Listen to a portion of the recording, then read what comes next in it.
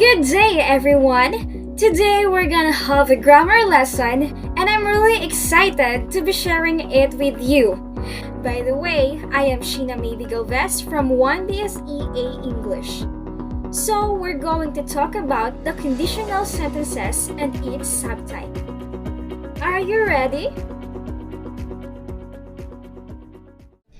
According to COVID-1976, conditional sentences placed fifth in a study of the most important teaching challenges faced by ESL teachers in the Los Angeles area. Moreover, even for native speakers, the semantics of all the different sorts of conditional clauses are subtle and difficult to grasp. There aren't many decent detailed descriptions available. Furthermore, before they can deal with the entire spectrum of conditional sentences in English, ESL or EFL students must have a firm knowledge of the English tense aspect system, as well as the modal auxiliaries and negation. We must also mention that in addition to the basic issues mentioned above, ESL or EFL textbooks and reference grammars frequently present highly simplified information. For example, numerous texts introduce and practice only three conditional structures. The labels used to describe these structures vary. Future conditional: if I have the money, I will take a vacation. Present conditional: if I had the money, I would take a vacation. Past conditional: if I had the money, I would have taken a vacation. The first statement is referred to as a real or possible conditional, as opposed to the second and third sentences, which refer to the unreal or hypothetical, present and past respectively, in some reference grammars. Another issue is that ESL or EFL students who have been taught to equate past tense with past time have a hard time believing that sentences like the second one above pertains to the present rather than the past. They become perplexed because they hear and read a variety of conditional sentences that are not covered in the three basic structures. In fact, one of the issues with such description is that they do not cover the most frequent and therefore the simplest conditional sentence form in English. If you boil water, it vaporizes. If Bobby goes swimming, he catches a cold. Here, I will present a discussion of a conditional sentences in this chapter to help ESL or EFL teachers better comprehend this difficult topic. Let's begin with the definition.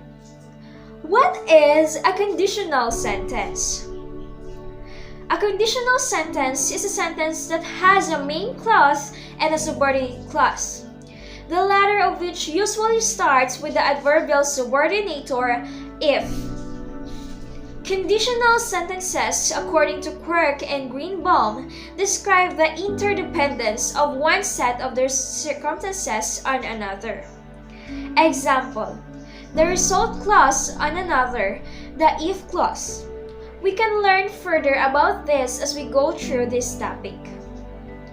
Conditional sentences are used to speculate, to think about what could happen, what might have happened, and what we wish would happen.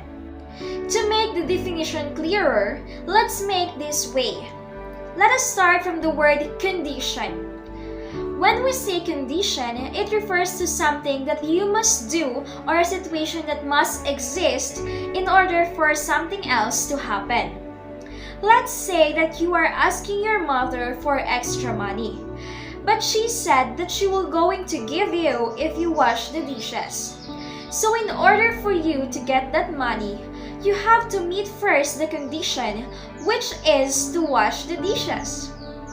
A condition is something that must happen before a second thing happens. So that means a conditional sentence is used to talk about a result that may happen only if a condition happens first. Now in English, most conditional sentences use the word if, Not all the time, but most of the time. And you do have to remember that not all sentences that contain the word if are conditional sentences. If is a conjunction. It can be used in other sentences the same way as any conjunction. Regardless to what type of conditional sentence we use, all of the conditional sentences is consisting of these two parts. The if clause, the part that shows condition, and the main clause, the part that shows results. Example: if it rains, we'll get wet. These sentences can be divided into two clauses. Just a quick review. When we say clause in English grammar, it is a group of words that includes a subject and a verb. First is the clause, if it rains. This shows condition. Second is the clause, we'll get wet. This shows the result, when the condition might happen, which is if it rains. So again, we have the if clause and the main clause, condition and result. The action in the main clause can only take place if a certain condition is fulfilled. So if it doesn't rain, you won't get wet, right? Now, we can be able to reverse the sentence. We can also say, we'll get wet if it rains. It is also considered as conditional sentence, and it is still consisted of two clauses. We still have the main clause, will get wet, that shows result, and if clause, if it rains, that shows condition. If you notice this format, we don't need to use comma to separate the clauses. Why? If you remember, we have the dependent and independent clause. Independent clause is a group of words that contains a subject and a verb and expresses a complete thought. An independent clause is a sentence. In our example, the independent clause there is, we'll get wet. We don't have to add other clauses or the conditional, but it is still a sentence because it has a complete thought. A dependent clause, on the other hand, is a group of words that contains a subject and verb, but does not express a complete thought. A dependent clause cannot be a sentence. Unlike independent, this clause cannot be considered as a sentence. This clause, if it rains, is dependent because it cannot stand on its own. In conditional sentences, the if clause is known as the dependent clause and the main clause is known as the independent clause. The rule here is when the dependent clause comes first before the independent clause, just like the example, if it rains, we'll get wet. We have to separate the if clause to main clause using a comma. But when the independent clause or the main clause comes first before the dependent clause, or if clause, for example, we'll get wet if it rains, the usage of comma is not necessary.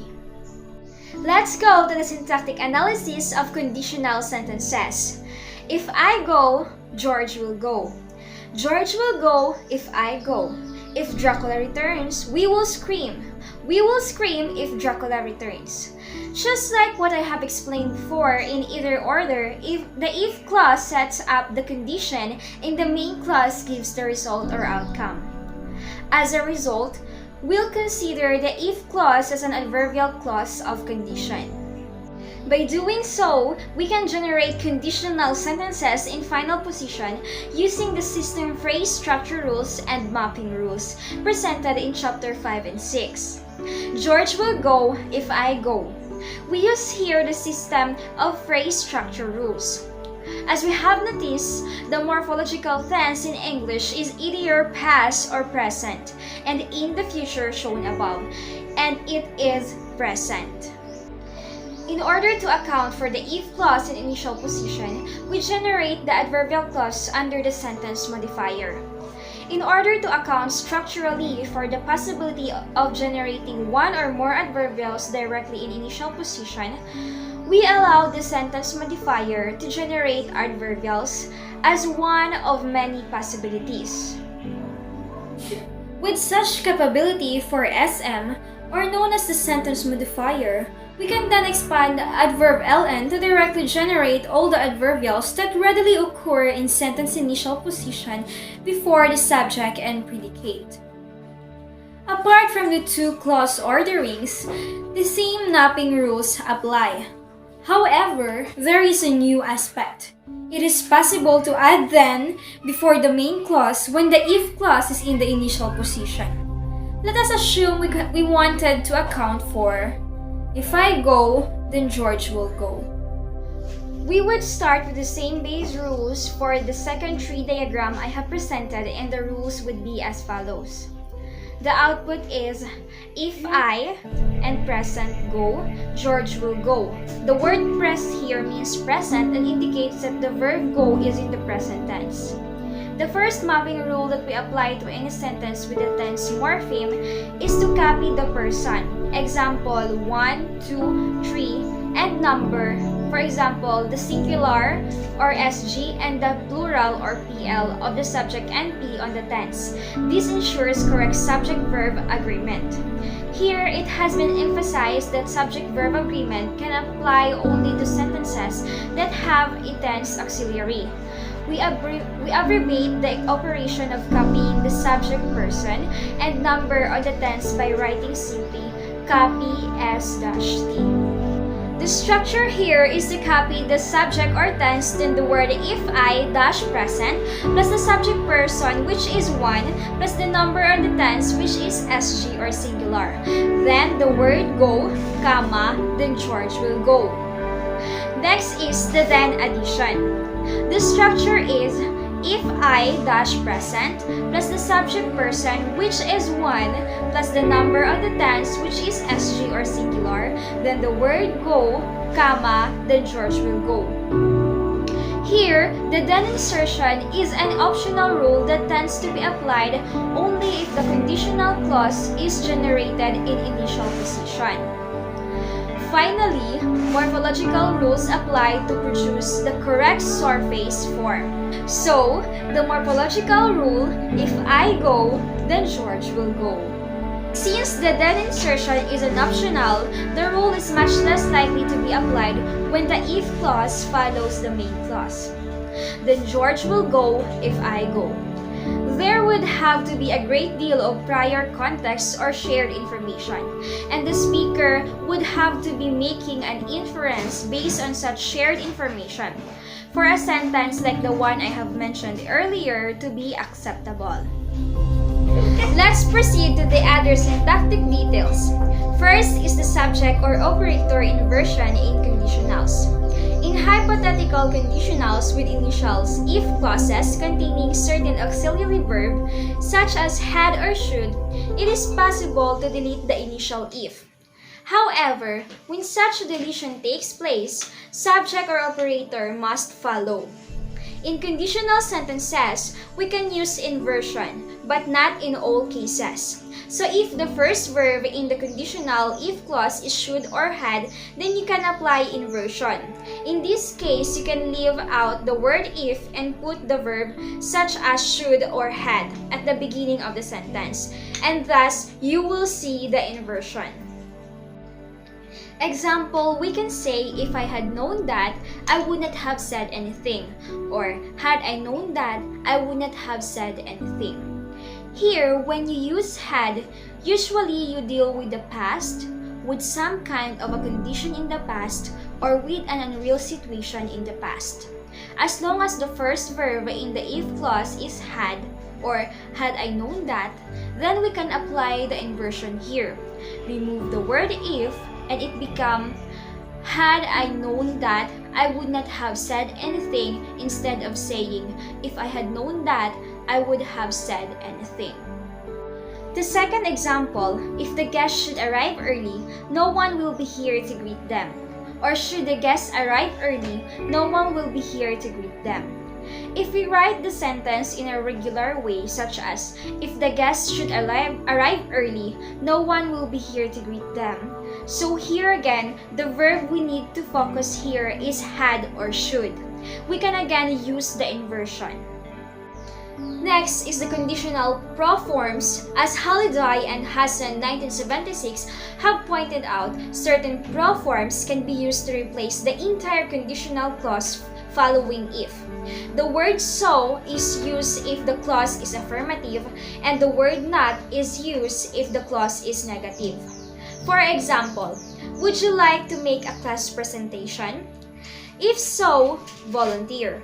If not, you don't have to. Now let's proceed with a semantic overview of the conditional sentences. English conditional sentences express three different kinds of semantic relationships.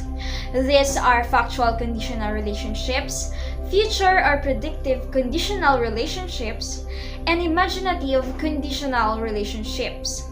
Here we would discuss each of these types with its subtypes in turn, as you can see in the picture. These are the three main types of constructing a conditional sentence. Now let's start this lesson with a question. There's no different answer here. The first question is, what are you going to do if you get lost? Maybe some of you will say, if I get lost, I ask for directions. Or if I get lost, I retrace my steps. The second question is, what do you do if you're feeling bored? Maybe some of you will say, if I feel bored, I play online games. Or if I feel bored, I read Wattpad stories. Just what I have said, there's no definite answer here. However, there is a right way of forming our responses. And to explain that further, let's continue to our next discussion. Now let's focus to factual conditional sentences. Factual conditional sentences are of high frequency in everyday English, and yet they are overlooked altogether in many ESL or EFL textbooks. So when should we use factual conditional sentences? We use the so-called factual conditional sentences when the result of the condition is always true, like a scientific fact. We will only use this if we are talking about facts and truths. For example, take some ice, put it in a saucepan, heat the saucepan. What happens? Of course, the ice melts, right? It becomes a hot water. You will be surprised if it not. So we can say, if you heat ice, it melts. So in the factual conditional, the result is always be true to its condition. So how do we form the factual conditional tense in English? Remember, the conditional sentences have two parts, right? If clause and main clause. The most important thing that you have to remember is the tense of the verb we use. In factual conditional sentences, we use two present simple verbs. Both are simple present in if clause and in the main clause. We will use the example earlier. If you heat ice, it melts. Heat and melts are both simple present. Factual conditionals include four types: generic, habitual, implicit inference, and explicit inference. Generic factual conditions express relationships that are true and unchanging. Example, if oil is mixed with water, it floats. Or if you boil water, it vaporizes. Because of their unchanging truth value, these conditionals normally take a simple present tense in both clauses. They are especially frequent in scientific writing, since the sciences are often concerned with such absolute relationships. The second type is habitual factual conditionals. Habitual factual conditionals resemble generic factual in that they also express a relationship that is not bounded in time. However, the relationship is based on habit instead of physical law. In what situation do we need to use the habitual factual conditionals? When to use it? It is used to describe habits in real-life situations. Habits are things that regularly happens, things that we repeatedly do. Habitual factuals express either past or present relationships that are typically or habitually true. Let's take an example from habitual factual conditional. In present, if I wash the dishes, Sally dries them. In past, if Nancy said jump, Bob jumped. This type of conditional sentences is frequent in conversation. Both clauses usually have the same tense, which is simple present in both clauses if the habitual relationship refers to extended present time. On the other hand, simple past in both clauses if the sentence refers to a past habit. Note that for both generic and habitual conditionals, it is possible to substitute when on whenever for if, and still express more or less the same idea. Example, when or whenever you boil water, it vaporizes. Or when or whenever I wash the dishes, Sally dries them. The third type is the implicit inference conditionals. Factual conditionals that express an implicit inference are different from generic or habitual factuals in that they express inferences about specific time-bound relationships. As a result, they employ a much broader range of tense and aspect markers, as well as certain modal auxiliaries.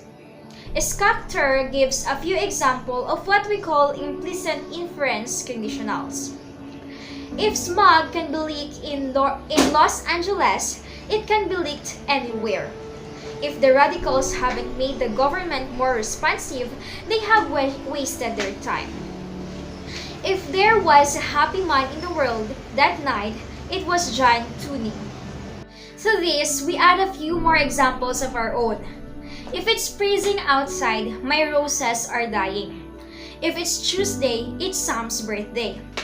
Implicit inference conditionals, like their habitual counterparts, are conversational in flavor, and like generic and habitual factuals, implicit inferences factuals tend to maintain the same tense and aspect or the same modals in both clauses, even though they make use of a much wider range of tenses and auxiliary verbs. However, implicit inference factuals differ from generic and habitual factuals in that when or whenever cannot substitute for if without changing the meaning and often making the sentence ungrammatical or nonsensical. For example, when or whenever it's Tuesday, it's Sam's birthday. The lack of semantic congruity here is due to the fact that this type of conditional is expressing a more specific time-bound or location-bound inference rather than a generic or habitual relationship. Next is explicit inference factual conditionals, the final type of factual conditional. The explicit inference conditional is the only case where there is no strict parallelism of tense, aspect, or modal in both clauses. This is because the conditional or the if clause is used as the basis for making an explicit inference. The result clause thus contains an inferential modal, typically must or should. So here are some examples. If someone's at the door, it must be Peter. Or if anyone has the answer, it should be Rod. Explicit inferential factuals are similar to implicit inference factuals because both refers to more specific time-bound events or states in the if clause. Also, both involve making inferences. However, only the explicit inference factual conditional overtly marks the inferential process with a modal.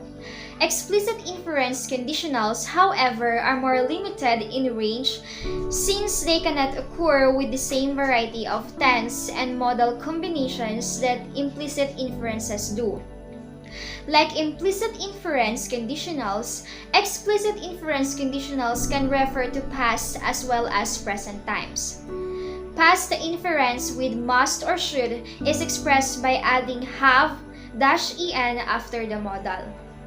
Example, in past explicit inference, if he was there, he saw the painting. In past explicit inference, on the other hand, if he was there, he must have seen the painting. Let's start with the second type of conditional sentences. The future or predictive conditional is when you make a sentence in two parts. One part starts with a if and in the present tense, and the other part gets a sentence in the future with will or conditional with might or may. For example, If you tell me your problem, I will be able to fix it. Or, if you tell me your problem, I might be able to fix it. Or, if you tell me your problem, I may be able to fix it. We can of course use this conditional in our everyday life for something that might happen and when we predict the consequences. Example, if Michael works out often, he'll be able to lift a lot more weight. In order for the future conditional to be clearer, let's discuss it with more specific.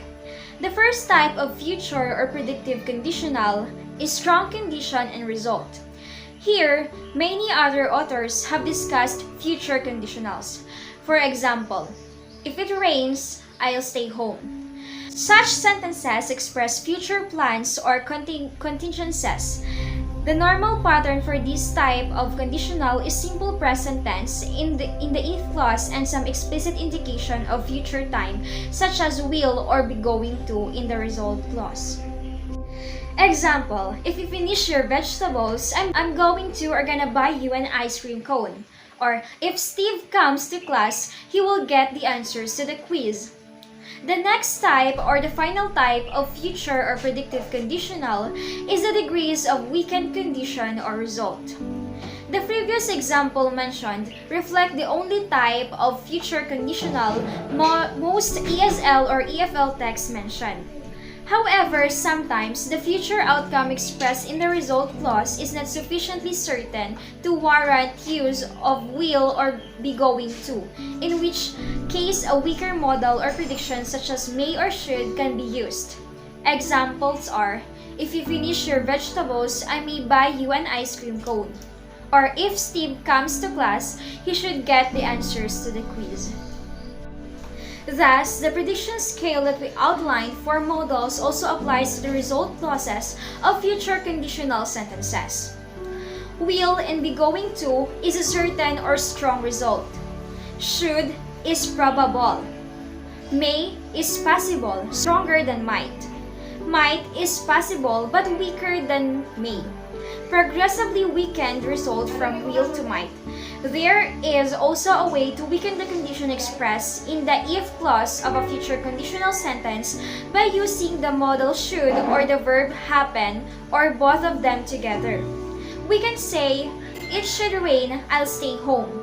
Or if it happens to rain, I'll stay home. Or if it should happen to rain, I'll stay home. Therefore, we feel that it is an incomplete treatment of the future conditional to present only one form to students. Example, if it rains, I'll stay home, especially if the students are at the intermediate or advanced level in their study of English, since they regularly will be encountering the weakened version of this construction in the speech and writing of native speakers. Finally, the last and final type of conditional sentences, the imaginative conditional sentences. Imaginative conditional sentences are the most challenging of the three main types we have discussed. There are two subtypes of imaginative conditionals, hypotheticals and counterfactuals. Hypothetical conditions express what the speaker perceives to be unlikely yet possible events or states in the if clause. Example of present hypothetical: if Joey had time, he would go to Mexico. The if clause is not strongly negated here. There is an outside chance that Joey has or will have the time. Counterfactual conditionals, on the other hand, express impossible events or states in the if clause. Example of present counterfactual: if my grandfather were alive today, he would experience a very different world. The if clause is strongly negated. For example, my grandfather is not alive today, nor will he be alive in the future. In hypothetical conditionals, the negative quality of the if clause can be even further weakened so that the possibility of the result occurring becomes stronger. Here are the examples. If Joey should have the time, he would go to Mexico. Or, if Joey happened to have the time, he would go to Mexico. Or, if Joey should have happened to have the time, he would go to Mexico. Such weakening does not happen in a counterfactual conditional since the if clause is strongly negated and condition remains impossible. Examples: if my grandfather should be alive today, he would have experienced a very different world. Or, if my grandfather should happen to be alive today, he would experience a very different world. Hypothetical conditionals can refer to the future as well as the present. They are open to change in the present or future. In present, if Joey had the time, he would go to Mexico.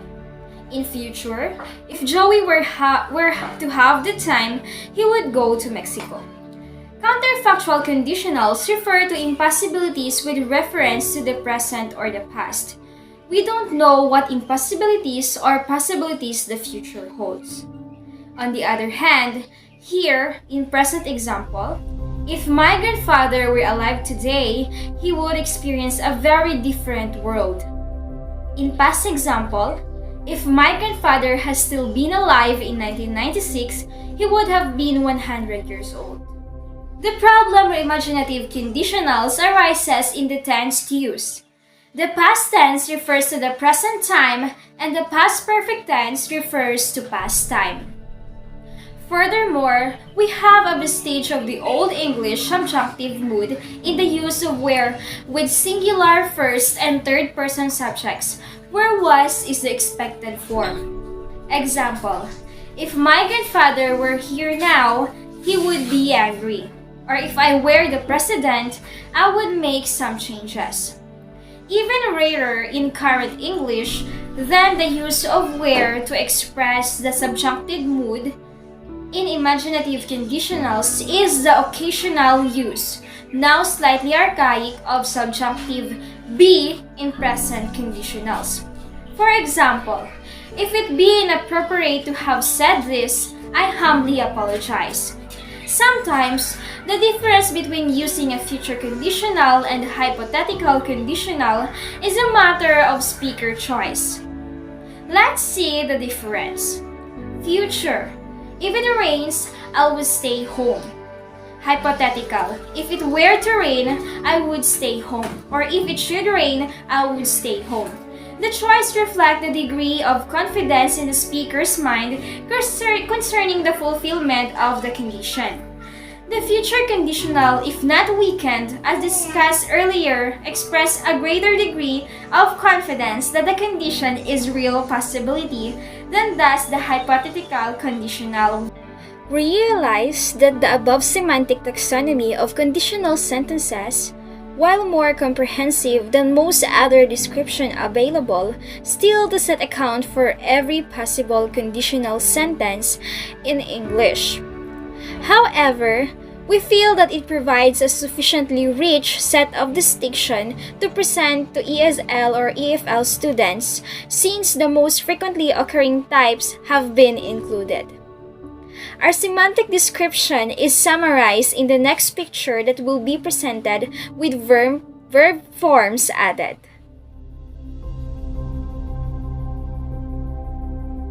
That's all for this lesson, and I hope you gained something from me. Thank you for listening.